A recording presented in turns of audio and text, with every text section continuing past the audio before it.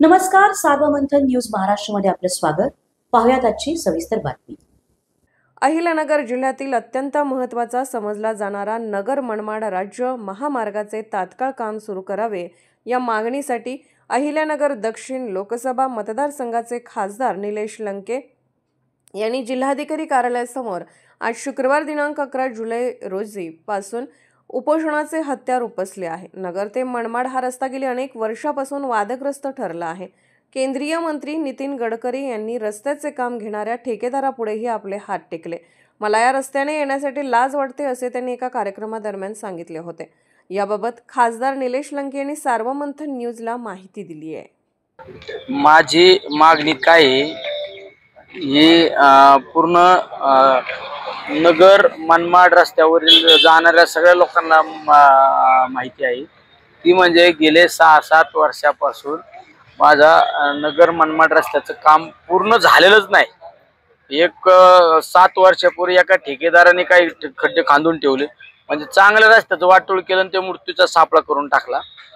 त्यानंतरच्या कालखंडामध्ये तशीच परिस्थिती आमच्या नगर पाथर्डी रस्त्याची होती आणि आम्ही 2022ला मी उपोषण केलं.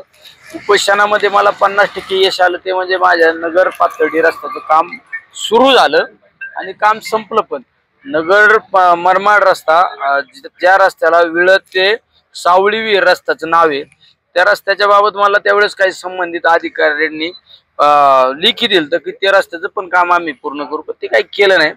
त्या रस्त्याच्या केलं नसल्यामुळं पण नंतरच्या कालखंडात मी खासदार झाल्यानंतर गडकरी साहेबांना भेटलो. 22/7/2024ला गडकरी साहेबांना मी एक पत्र दिलं की जो ठेकेदार 7 वर्षापूर्वी ठेकेदार नियुक्ती केला त्यांनी काही काम पूर्ण केलेलं नाही, त्या ठेकेदाराला तुम्ही मुदतीत काम न केल्यामुळे त्याला ब्लॅकलिस्ट करा.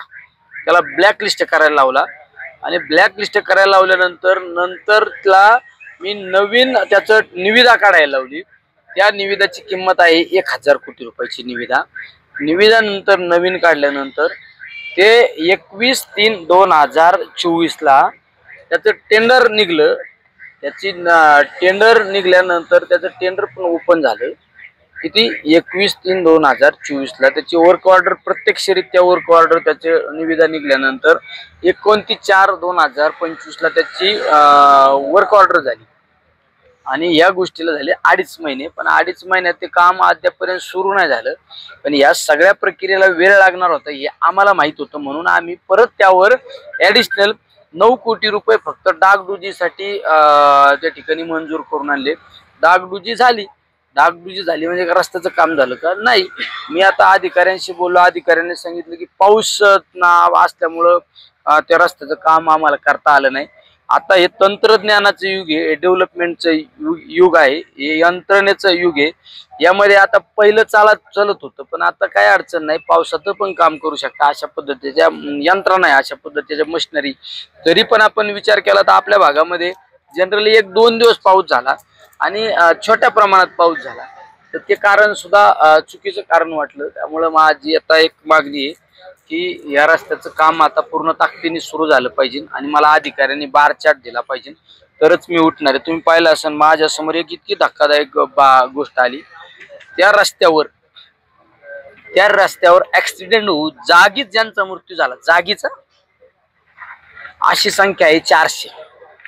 आणि ज्यांचा ऍक्सिडेंट झाल्यानंतर नगरसारख्या ठिकाणी हॉस्पिटलला ऍडमिट केलं, पुण्याला केलं, कुठं संभाजीनगरला केलं, कुठं वेगवेगळ्या हॉस्पिटलमध्ये केलं. तिथं मृत्यू झालेल्यांची नोंद त्या महानगरपालिकेत झाली. पण त्या रस्त्यावर येणाऱ्या लोकांचा ऍक्सिडेंटमध्ये जागीच मृत्यू झालेल्यांची संख्या आहे 400वर.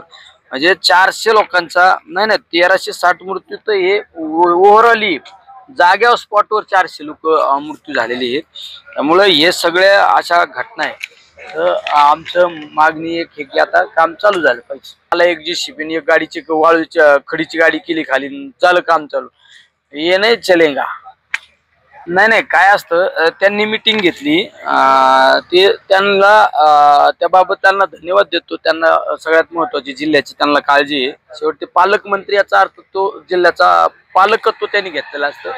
पण त्यांना हे माहित नव्हतं ते 9.5 कोटी रुपये जे मंजूर केले ते आधीच 4 महिन्यापूर्वी मंजूर झाले. पण तरी काळजीपोटी त्यांनी केलं, त्याबद्दल त्यांना सुद्धा धन्यवाद. सार्वमंथन न्यूज महाराष्ट्राला लाईक करा, शेअर करा, सबस्क्राईब करा.